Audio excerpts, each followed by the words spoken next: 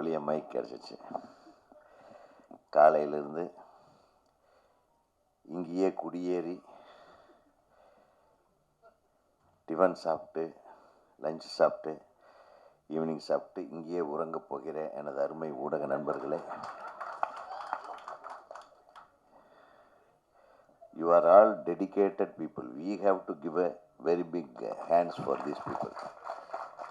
ஏன்னா ஒரு ஃபங்க்ஷன்னா நான் கூட ஒருத்தர் பேசும்போது பிடிக்கலன்னா அப்படியே நைஸாக வெளியே எழுந்திரிச்சு போயிட்டு டாய்லெட் போயிட்டு வரேன்ட்டு அப்படி போயிட்டு தப்பிச்சு வந்துடலாம். ஆனால் நம்ம எல்லாரும் பேசும்போது கட்டாயமாக உட்கார்ந்து கேட்டுக்கிட்டு இருக்கிற ஒரே குடும்பம் எங்களோட ஊடக குடும்பம் தான். அது மட்டும் இல்லை, பார்த்தீங்களா, நம்ம வர்றதுக்கு முன்னாடி ஒரு குரூப்பு வெளியே போனாங்க. அது வரையில் அவங்க இங்கே தான் இருந்தாங்க. அவங்க வெளியே போகும்போது வெளியே போயிட்டு நம்ம உள்ளே வரும்போது திருப்பி வந்துட்டாங்க. இது 4வது ஃபங்க்ஷனா? காலையிலேருந்து 3 பாருங்கள். இதில் பிபி பேஷண்ட்டுக்கு இருப்பாங்க, சுகர் பேஷண்ட்டுக்கு இருப்பாங்க, வயது மூத்த இளைஞர்கள் இருப்பாங்க.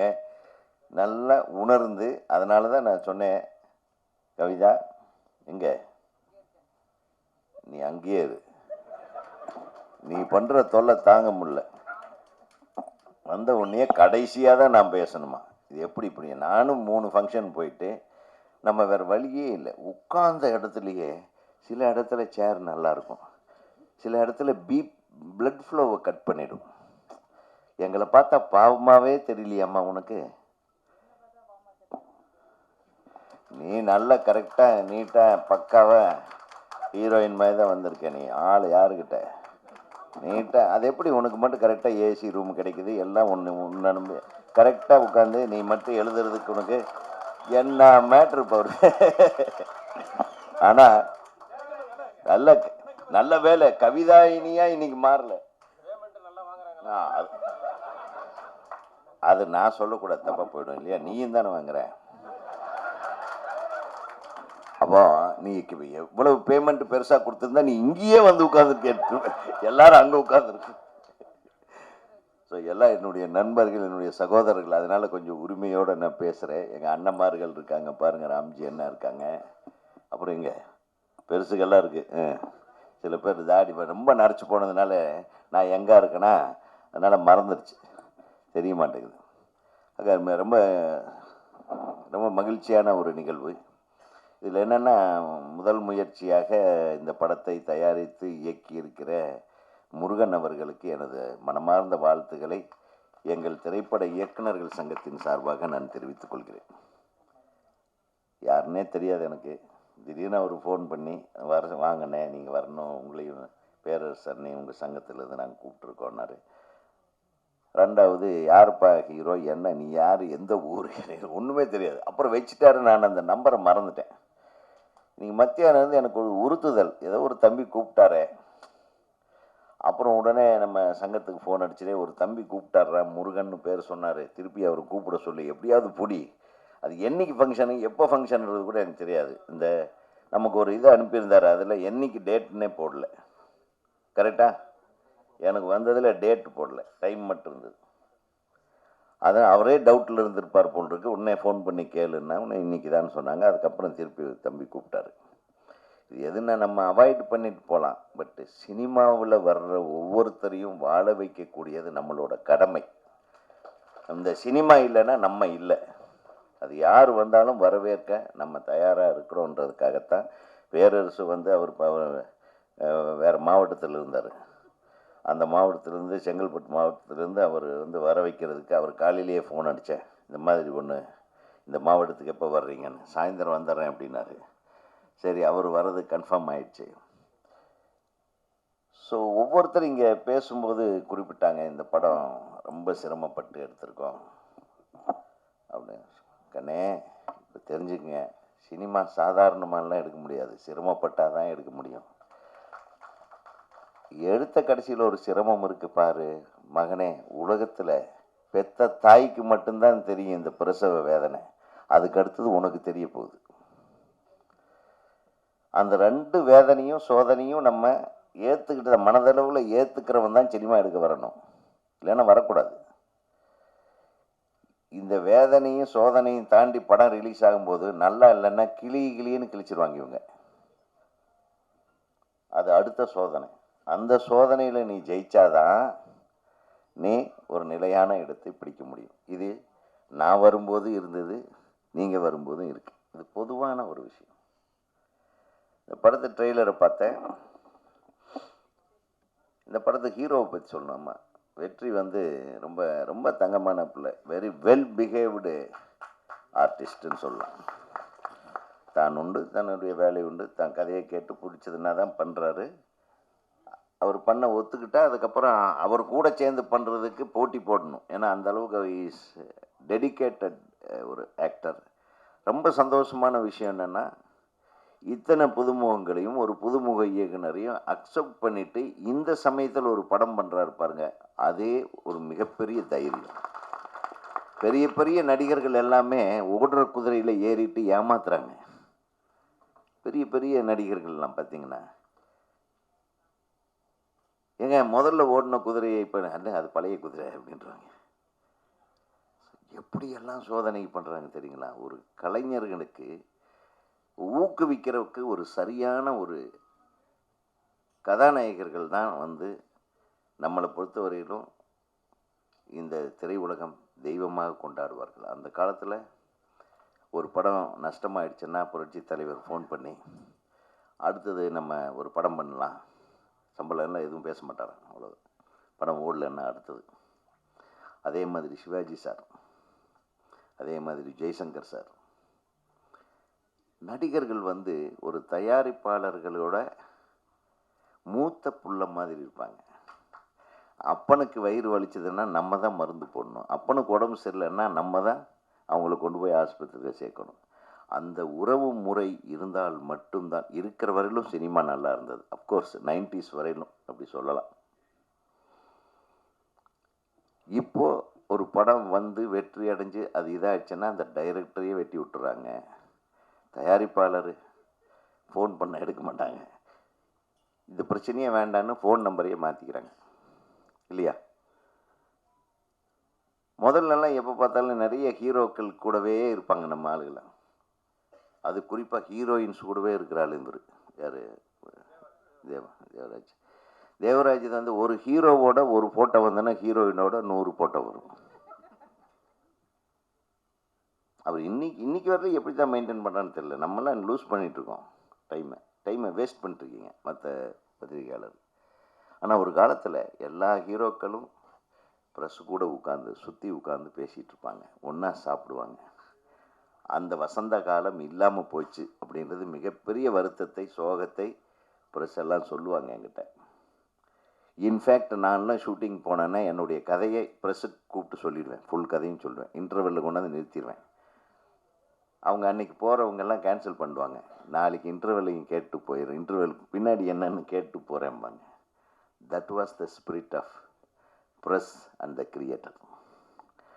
அது இல்லை. இன்றைக்கி யாரும் முழு கதையை சொல்கிறதுக்கு தைரியம் கிடையாது. முழு கதையை கேட்குற அளவுக்கு உங்களுக்கு அப்பா போதுன்ற சாமின்றவீங்க போல. ஆக எங்கே என்ன தேவைன்றது நான் சொல்லிட்டேன்.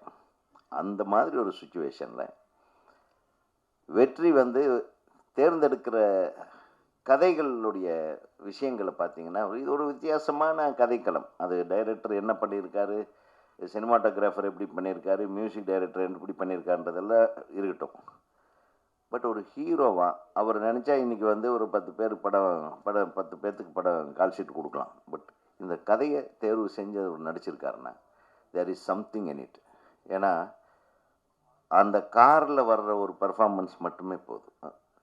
அந்த அக்ஷயா பின்னாடி உட்காந்துட்டு அது இவரை கொஞ்சறதும், இவர் எந்த விஷயத்திலும் அவன் முகபாவனையை மாற்றாமல் எக்ஸலண்ட் பர்ஃபார்ம் பண்ணிட்டு பியூட்டிஃபுல். அதுக்கப்புறம் அந்த பாட்டில் அப்புறம் டான்ஸ் ஆடுறீங்க, அது தெரியல. அதுக்கப்புறம் லவ் வந்துருச்சா, இல்லை லவ்வை வெளிப்படுத்தாமல் நீங்கள் வந்து அவளை கடத்திட்டு போகிறதுக்காக வந்தீங்களா, ஐயோ காதலியே கடத்துறமேன்னு ஒரு மாதிரி வெறப்பாக இருந்தீங்களா, அதெல்லாம் எனக்கு தெரியாது, கதை தெரியாது. But there is a variation in his performance. பியூட்டிஃபுல்லாக இருந்தது. ஒரு மிகச்சிறந்த நடிகனை நம்ம தமிழ் சினிமா வந்து கண்டிருக்கின்றதுக்கு அந்த ஒரு காட்சி போதும், நிச்சயமாக நீங்கள் நல்லா வருவீங்க தம்பி. இந்த படம் நல்லா ஓடணும். மியூசிக் டைரக்டர் வந்தார், எனக்கு அதுக்கு பண்ணேன். யூடியூபுக்கு மியூசிக் எதுக்கு பண்ணாலும் மியூசிக் தான். பிரமாதமாக பண்ணியிருக்கீங்க, நல்லா இருக்குது மியூசிக். நீங்கள் அப்பா அம்மாவுக்கு நன்றி சொன்னதால் டைரக்டருக்கு தயாரிப்பாளருக்கு நன்றி சொல்லணும். அதுதான் மெயின். அப்பா அம்மாவுக்கு வீட்டில் போய் சொல்லிக்கலாம். அப்புறம் ஹீரோயின் சொன்னாங்க, மன்னிப்பெல்லாம் கேட்டாங்க. அது கண் கலங்கிடுச்சு. அந்த குழந்தை இப்போ தான் சீரியலில் போய் நடிக்க ஆரம்பித்து அந்த சோகங்களை எல்லாம் இங்கே கொண்டாந்து கொட்டிடுச்சு போல. சோக சீனில் நடிச்சாமணி, யூ ஆர் ட்ரூலி இன்வால்வ்டு. ரொம்ப நல்லா இருந்தது, ரொம்ப எமோஷனலாக இருந்தது உங்கள் ஸ்பீச்சு. நான் அது நினச்சிட்டேன், சரி இது சீரியலில் நடித்தா நடிக்க வந்தவுடனே கண் போல கண்ணீர். சரி கண்ணே, அது அழுகிறது நல்லது. அழுகிறத மாதிரி, அதாவது அழுகை என்பது மிகச்சிறந்த மருந்து. மனசுக்குள்ளே இருக்கிற எல்லா துன்ப துயரங்கள் மட்டும் இல்லை, கெட்ட விஷயங்கள்லாம் கண் வழியாக போயிடும். நம்ம பார்க்குறது எத்தனை கெட்ட விஷயங்களை பார்க்குறோம் யூடியூப்பில், அதில் இதில் ரீல்ஸை பார்த்தாவே கண் ரொம்ப கெட்டு போயிடும், மனசும் கெட்டு போயிடும். இன்றைக்கி ரீல்ஸ் பண்ணாத லொல்லுக்கெல்லாம் சினிமா பண்ணுது. இந்த ரீல்ஸுக்கெல்லாம் ஒரு இது கொண்டு வரணுங்க, சென்சார் கொண்டு வரணும். பயங்கரமாக ஆடுறாங்க. அது வேற பார்த்துட்டே இருக்கணும், வேற திருப்பி அடுத்து இதை விட பெட்டராக வருமானு என்னங்கடா டே. அப்புறம் எங்கே சினிமா ஜெயிக்கும்? ஸோ ரீல்ஸுக்கு மத்திய அரசு தடை விதிக்க வேண்டும் என்பது எனது கோரிக்கையாக. கரெக்டாக அசிங்கமாக இருந்த ரீல்ஸுகளுக்கு நான் சொல்கிறேன். இப்போதான் சமீபத்தில் ஒரு பாட்டு எழுதுனேன் ரீல்ஸை பற்றி. கரெக்டாக அந்த பாட்டு வழி வரும்போது தெரியும், ரீல்ஸை பற்றி நான் ஒரு பாட்டு எழுதியிருக்கேன் ஒரு படத்தில். ஸோ மிகச்சிறப்பான நடிப்பை வெளிப்படுத்தியிருக்கும் அன்பு தம்பி. நான் அவர் கூட நான் ஒரு படத்தில், அவர் நடிக்கிற படத்தில் நான் ஒரே ஒரு சீனில் கடைசியாக அவருக்கு தெரியாமல் நடிச்சுட்டு வந்தேன். அவர் தான் நடிச்சிருக்காருன்னு சொன்னாங்க. நல்லா நடிச்சிருக்கேன். உன்னுடைய நல்ல நடிப்புக்கு முன்னாடி நான் எங்கே கெடுத்துருக்க போகிறேன்னு தெரியல. பட் எனிவே அங்கேயும் சொன்னாங்க, ரொம்ப தன்மையான ஹீரோ, இப்படியெல்லாம் ஒரு ஹீரோவை பார்க்க முடியாதுன்றது. இது ரொம்ப ரொம்ப எல்லாருமே கைதட்டி வரவேற்க வேண்டிய, வாழ்த்த வேண்டிய ஒரு விஷயம். அதனால் கைத்தட்டிடுவோம் தம்பிக்காக. மீண்டும் மீண்டும் இதே மாதிரி இருங்க, உங்களை மாற்றிக்காதீங்க. Take a good subject, do a dedicated performance. ப்ரொடியூசர்களுடைய கதாநாயகனாக இருங்க. ஆனால் உங்களுக்கு கதை பிடிக்கலன்னா நீங்கள் படமே பண்ண வேண்டாம், பிடிச்ச கதைகளை தேர்ந்தெடுத்து பண்ணுங்கள். அப்புறம் வினு பிரியா அவங்க ஒரு ரகசியமான கேரக்டரில் நடிச்சிருக்காங்க. அது எனக்கு மட்டும் சொல்லிட்டாங்க, நான் அதை சொல்ல முடியாது, சொல்லாதீங்க சார் அப்படின்ச்சு. எவ்வளவு, அதாவது ஒரு படத்து மேலே எவ்வளவு கான்ஃபிடென்ஸ் வச்சுருந்தா அப்படி ஒரு தைரியமான நல்ல நல்ல விஷயம் செஞ்சுருக்கீங்க டைரக்டர் சார். நீங்கள் ரொம்ப நெகிழ்ச்சியாக இருக்குது. ஒரு குடும்பமாக உட்காந்துருக்கீங்க பாருங்கள்.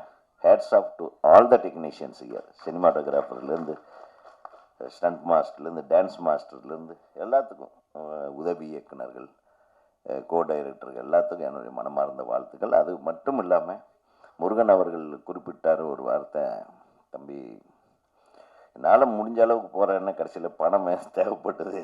டப்புன்னு ஒரு 2 பேர் வந்துட்டாங்க எனக்கு ஹெல்ப் பண்ணுறதுக்கு. அந்த இணை தயாரிப்பாளர்கள் இருவருக்கும் ஒரு மிகப்பெரிய கைத்தட்டல். ஏன்னா அவங்க 2 பேர் இல்லைன்னா இந்த படம் ரொம்ப சிரமத்துக்கு ஆளாயிருக்குன்னு உண்மையை சொன்னார் பாருங்க. அதை இணை தயாரிப்புன்னு அவங்க பேர் போடுங்க. நீங்கள் எல்லாமே நான் மட்டும்தான் போடுவேன், வேண்டாம், நம்ம சொல்கிறது கேளு, டைட்டில் அவங்க பேரை போடுங்க. அது போடுறது என்னென்னா, நம்ம அந்த போட்ட காசை திருப்பி கொடுக்க முடியலனாலும் பேராவது போட்டோம்ல அப்படின்னு சொல்லிக்கிறாரு. தப்பிக்கிறதுக்கு வழி சொன்னால் நீ ஒருத்தன்.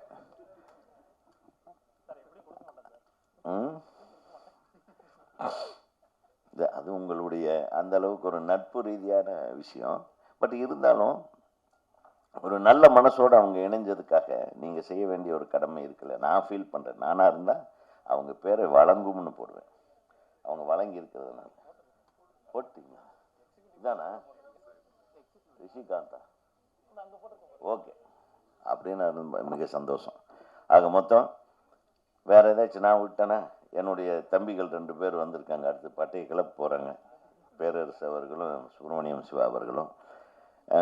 சுப்பிரமணிய சிவா அவர்கள் வந்து ஒரு மிகச்சிறந்த மனிதன். நான் வந்து நிறைய விஷயங்களில் பார்த்துருக்கேன். ஒரு விஷயத்தை எடுத்துக்கிட்டால் அதை டெடிக்கேட்டடாக செய்யக்கூடியவர். அவர் எப்படி உங்களுக்கு வந்தாருன்னு தெரில. எனக்கு ரொம்ப சந்தோஷமாக இருந்தது. சுப்பிரமணியம் பார்த்தியா, உன் தாடிக்குள்ளே ஏதோ இருக்கியா, நீ பார்க்காமையே நான் வந்துட்டேன். நேற்று நைட்டு பார்த்து காலில் வந்திருக்காரு. இப்போ அவர் பெட்டரா நான் பெட்டரா? பார்த்தீங்கன்னா இப்படி ஒரு விவரமான ப்ரொடியூசர் உருவாகிட்டு இருக்கான். யாரையுமே பார்த்தது கிடையாது தம்பி. சும்மா ஃபோன் பண்ணி யாருப்பா ஹீரோன்னா வெற்றி என்னவனே ஐயோ நம்ம தம்பியா அப்படின்னு அவனுக்கு ஒரு மனசில் பட்டுச்சு. அதே மாதிரி நம்ம பிரபாகர் சொன்னார், சார் நம்ம வெற்றியோட படம் சார் அப்படின்னு. ஓகே சரி, அரசு வராப்படியா, அரசு வருவாரா வரலையான்னு தெரியலண்ணா. அப்புறம் அவர் வேறு மாவட்டத்திலேருந்து வரணும், செங்கல்பட்டு மாவட்டத்திலேருந்து அவர் லொங்குன்னு கிளம்பி வந்துட்டார். ஏன்னா அவர் பேசினாலே அவர் சரவெட்டி சிவகாசியும் திருப்பாச்சியும் கிளப்ப போகிறாரு. ஆக மொத்தம் அனைவருக்கும் எனது வாழ்த்துக்களை தெரிவித்துக்கொண்டு இந்த படத்தை சிறப்பாக நிச்சயமாக அவங்க சிறப்பாக கொண்டு போய் சேர்ப்பாங்க. அது எந்த சந்தேகமே இல்லை. உலகத்திலேயே நீங்கள் கூப்பிட்ட ஒரு விஷயத்துக்காகவும் உண்மையாக இருக்க போகிற பத்திரிகை நண்பர்கள் அனைவருக்கும் நான் எனது மனமார்ந்த நன்றியை தெரிவித்துக்கொண்டு விடைபெறுகிறேன். நன்றி, வணக்கம். அனைவருக்கும் வணக்கம். படத்தின் கதாநாயகி அக்ஷயா. இங்கே இருக்கவங்க யாருன்னே தெரியலன்ட்டாங்க, யார் பேருமே தெரியலன்ட்டாங்க. என் பேர் பேரரசு. ஆமாம், இந்த ஆர்டிகிள்ஸுக்கு யார் சீஃப் கெஸ்ட்டாக வந்தோம்னா சொல்லுங்க, வெளியே சொல்லணும்ல. என் பேர் பேரரசு. ஆமாம் ஆமாம், ரொம்ப நேரம் பேசி போனார்ல ஒருத்தர், அவர் ஆர் உதயகுமார். இன்னைக்கு கம்மியாக பேசியிருக்காரு. நீங்கள் அதிர்ஷ்டசாலி. அவர் ஆர் உதயகுமார் சார். இவர் சுப்பிரமணிய சிவா, மிகப்பெரிய இயக்குனர், தனுஷுக்கு பெரிய ஹிட்டை கொடுத்தவர். பேர் தெரிஞ்சுக்கிட்டா சொல்கிறேன். அப்புறம் உதயகுமார் சார் சொன்னார், நேற்று எனக்கு முருகன் ஃபோனில் பேசினார், இன்றைக்கி நான் வந்துட்டேன் அப்படின்ட்டு. சுப்பிரமணிய சிவா நேற்று பார்த்தாரு, இன்னைக்கு வந்துட்டார் அப்படின்னாப்புல. என்னை பார்க்கவும் இல்லை, என்கிட்ட ஃபோனில் பேசவும் இல்லை. நான் ஏன் வந்துருந்துல, அதுக்காக கூப்பிடாம வருதா? அதுக்கு மரியாதை வேணாமா? இல்லை தலைவரை கூப்பிட்டாரு நீங்கள். ஆமாம், உதயகுமார் சார், அப்பா நல்ல படமாக இருக்கும் போல இருக்குது, நீ வந்துரு அப்படின்ட்டாரு. அதனால் நம்ம அழைக்காமலே நிறைய படத்துக்கு வந்துடுவோம், அது நம்ம கடமை. இந்த படத்தின் தயாரிப்பாளர் இயக்குனர் முருகன். முருகன் அப்படின்னாலே யாம் இருக்க பயமே, அது வாசம் வந்துடும், இப்போ ஞாபகத்துக்கு வரும். பயமறியான், முருகன் வந்து பயமறியான். ஆனால் இப்போ இயக்கிய படம் வந்து பகலறியான். பகலறியான் எல்லாம் தெரியும், மீனிங் தெரியும். பகலே பார்க்காதவங்க தான். இப்போ உள்ள காலகட்டத்தில் நிறைய பேர், இப்போ உள்ள பசங்கள்லாம் உதயசூரியனை பார்க்குறது இல்லை, உதயத்தையே பார்க்குறது இல்லை. எந்திரிக்கிறதே 9 மணி 10 மணி. ஒரு இந்த உச்சி வெயில் தான் பார்க்குறாங்க நிறைய பேர். அது பகலறியான். சினிமாவில் நிறைய பேர் பகலறியான் யாருன்னா மியூசிக் டைரக்டர் தான். அவங்க நைட்டில் ஒர்க் பண்ணுவாங்க, பகல்லாம் தூங்கிடுவாங்க. நம்ம விவேக் எப்படின்னு தெரியல, பகல் அறிவிங்களா? அப்படி தான், நைட்டு தான், பகல்லாம் ஓகே. அவர் ஒரு பகலறியான்.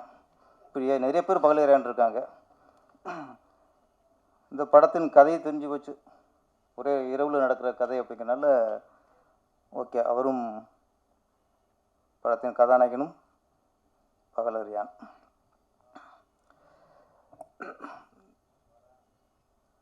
படத்தில் சாங்கில் ஒரு லைன் வந்துச்சு, எனக்கு என்ன மீனிங் தெரியல. எனக்கு ராட்சசனே ராவணனே ரகசிய ராமனே, இனி ரகசிய ராமன் தெரியல எனக்கு. ராட்சசனும் ஓப்பனாக விட்டாங்க, ராவணனும் ஓப்பனாக விட்டாங்க. ராவணனை ரகசிய ராமன்ட்டீங்க. யார் லிரிக்ஸ் ரைட்டர்? யார்? Okay okay. ஆமாம், அப்புறம் வந்து மீனிங் சொல்லுங்கள். நீங்கள் பேசல நீங்கள்? சரிங்க, வாங்க. நீங்கள் ராமனை ரகசியம் ஆகிட்ட ரகசிய சிநேகநகர் போட்டிருக்காங்க. அண்ணா ரகசிய ராமனை இங்கே வாங்க. ராமனால எல்லாருக்கும் கொஞ்சம் குளிர் விட்டு போச்சு. அது மீனிங் சொல்லுவாங்க. இல்லை, அது உண்மையான காதல்ங்கிறதுக்காக அப்படி. ராமன்கிறது உண்மையான காதல். அப்போ ராவணன்னா பொய்யா? ஆமாம், ராவணன்லாம் அது ஆப்போசிட் கேரக்டர் தானே. ராமன் தான் உண்மையான காதல். அப்போ ரகசியமாக லவ் பண்ணுறவங்க தான் உண்மையான லவர். அது படத்தோட வரும், படத்தை பார்க்கும்போது புரிஞ்சிடும். சரி, ஓகே ஓகே. அப்போ எல்லாம் ரகசியமாக லவ் பண்ணுங்க, அப்போ தான் உண்மையான காதலாக இருக்கும். வெளிப்படையாக லவ் பண்ணிடாதீங்க. கவிஞர் குஸ்மானால தான் நோக்கம் வேற, இங்கே விளக்கம் வேற. அது சுத்தமாக இருக்கா சொன்னேன். துவைச்ச துணி துவைக்கலாமான்னா டெய்லி துவைச்சு கந்தையானாலும் கசக்கி கட்டுங்கிறத நான் அப்படி சொன்னேன். அது வந்து அரைச்சி மறைச்சா தான் புளிக்கும், நல்லா பொங்கி வரும் இட்லி. ஆமாம், அப்படியே வச்சிங்கன்னா இப்போ இட்லி பொங்காது, அரைச்சி மறைச்சிட்டே இருக்கணும். ஆமாம், அதெல்லாம் இந்த ஒன்று ஆரம்பிப்பாங்க. ஏற்கனவே நம்ம ஒன்று சொன்ன உடனே சிலர் பேரரசின் ஆபாச பாடல் அப்படின்னு லிஸ்ட்டு போடுறாங்க இப்போ. ஏன்னா அவன் சமயம் பார்த்துருக்கான், எப்படா மாட்டுவான் அப்படின்ட்டு. ஆமாம், இங்கே தமிழகம் கொண்டாடுற மிகப்பெரிய கவிஞர்லாம் என்னோட மோசம் எழுதியிருக்காங்க. நான் லிஸ்ட்டு போடுவேன் அப்புறம். என்ன அவ்வளோ எல்லாம் இருக்குது. கவிஞர்கள் வந்து சிச்சுவேஷன் ஏற்ற மாதிரி பாட்டு எழுதுவாங்க. நான் வந்து வாடா வாடா தோளா வாழ்ந்து பார்ப்போம் வாடான்னு, அதை யாரும் பேச மாட்டாங்க. வேருக்கு நீர் ஊற்றித்தாம்பாரு பூக்களில் உம்பேரு அப்படின்னேன், அதை பற்றி பேச மாட்டாங்க. ஆனால் அது கெட்ட பாடல் இல்லை. இது மாதிரி நிறைய கருத்துக்கெல்லாம் நம்ம சொல்லியிருக்கோம். நம்மளும் எல்லாம் உள்ள இறைவா மனசுக்கு நீரேவா எனக்கு ஒரு வாழ்க்கை தந்து விடுறான்னு, அதை பற்றி பேச மாட்டாங்க. அவங்களுக்கு என்ன அந்த வடுமாங்க வந்து உங்களுக்கு பிடிச்சி தொங்குவாங்க, அது பழுக்க மாட்டேங்குது. போகாது, ஏதோ தெரியாத எழுதிவிட்டேன், வடுமாங்கா கவிங்கிறான்டாங்க நம்மளை. கருத்துரு படத்தை எழுதியிருக்கேன். தெய்வத்துக்கே மாறு வேஷமா எழுதுனோம்ல, அதெல்லாம் ஏறவே ஏறாது. அது மாதிரி உங்களுக்கு இப்போ தெரியாது, நீ வளர்த்துக்கப்புறம் தெரியும். செதுக்கி ஆப்பு வைப்பாங்க. இந்த படத்தில் இசை நல்லா இருந்தது. அப்புறம் கதாநாயகி நம்ம சுப்ரமணியம் வந்து ஒரு நல்ல விஷயம் சொன்னார். கண்ணீருக்கு மதிப்பே இல்லை, அது விலை மதிப்பில்லாது. அதுவும் பெண்களோட கண்ணீர் வந்து அதுக்கு அது மதிப்பு அளவிட முடியாது. அவங்க பேசும்போது அவங்கள மீறி அது ஒரு சோகம் வந்து கண்ணீர் வெளியே வருதுன்னா, அது இந்த படத்து மேலே உள்ள வைத்த காதல். இந்த படத்தில் அவங்க கதாநாயகன் லவ் பண்ணாங்களோ இல்லையோ, இந்த படத்தில் லவ் பண்ணியிருக்காங்க. இந்த படத்தில் ஒரு இன்வால்மெண்ட்டு, இந்த படம் நல்லா வரணும், ரொம்ப நாள் போராடி படம் முடிஞ்சிருக்குன்னு நினைக்கிறேன். அந்த ஆதங்கம் அது வந்து எமோஷனாக அவங்க வார்த்தை வராமல் அழுதுருக்காங்க. அதுவே ஏன்னா என்ன சொல்கிறேன்னா, நிறைய ஆடியோ ஃபங்க்ஷனுக்கு கதாநாயகியே வர்றதில்லை, சம்பளம் வாங்குறத முடிஞ்சு வச்சு வர்றதில்லை.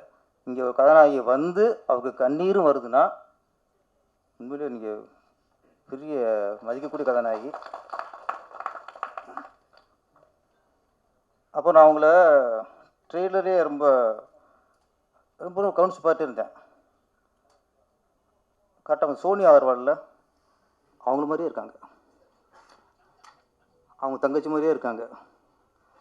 சோனியா அகர்வால் வந்து ஒரே படத்தில் மிகப்பெரிய ஹீரோயினி ஆகிட்டாங்க. அந்த சோனியா அகர்வால் ஃபேஸில் அதில் அழகு என்னென்னா, கண்ணு இல்லை, மூக்கு இல்லை, வாய் இல்லை, அவங்க ஃபேஸில் ஒரு சோகம் இருக்கும், அது அவங்க அழகு. இவங்களுக்கும் சின்ன சோகம் இருக்குது ஃபேஸில், அதனால தான் அவங்க கண்ணீர் வந்துடுச்சு, அழுகு வந்துடுச்சு. ஆனால் நீ சோனியா அகர்வால் மாதிரி அவங்கள விட பெரிய அளவில் வெற்றி அடையணும். மோனலிசா, ஆமாம் மோனலிசா, ஆமாம் மோனலிசா வந்து சிரிப்பில் ஒரு சோகம் இருக்கும். ஆமாம், அதே மாதிரி நீங்கள் மோனலிசா மாதிரி உலக புகழ் அடைஞ்சிருக்க. சுப்ரமணியம் வந்து நம்மளோட ரொம்ப பெரிய மனசில் இருக்கார் இப்போ. ஆமாம், நீங்கள் உலக புகழ் அடைஞ்சிருங்க. அப்புறம் வெற்றி சார், கதாநாயகன் வெற்றி. இவர் வந்து சினிமாவிலேயே போராடிட்டே இருப்பாங்க ரொம்ப வருஷமாக. இப்போ கவின் நடிகர் ரொம்ப வருஷம் அதிலே இருந்து இன்றைக்கி மிகப்பெரிய வெற்றி அடைச்சிட்டாரு. அதே மாதிரி வெற்றி இப்போ வந்து இதுக்குள்ளே இருக்கார். அவர்கிட்ட என்ன ஸ்பெஷல்னா, அவர் தேர்ந்தெடுக்கிற கதைகள் நான் தொடர்ந்து பார்க்குறேன்.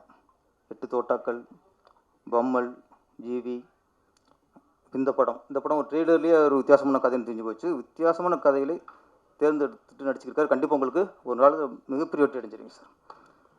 அப்புறம் இதில் இன்னொரு விசேஷம்னா சந்தோஷமாக இருக்குது அப்படின்னா, ஸ்டோரி கிஷோர்குமார் அதுக்காரா ஓகே. கதை வந்து கிஷோர்குமார், இயக்குனர் முருகன்.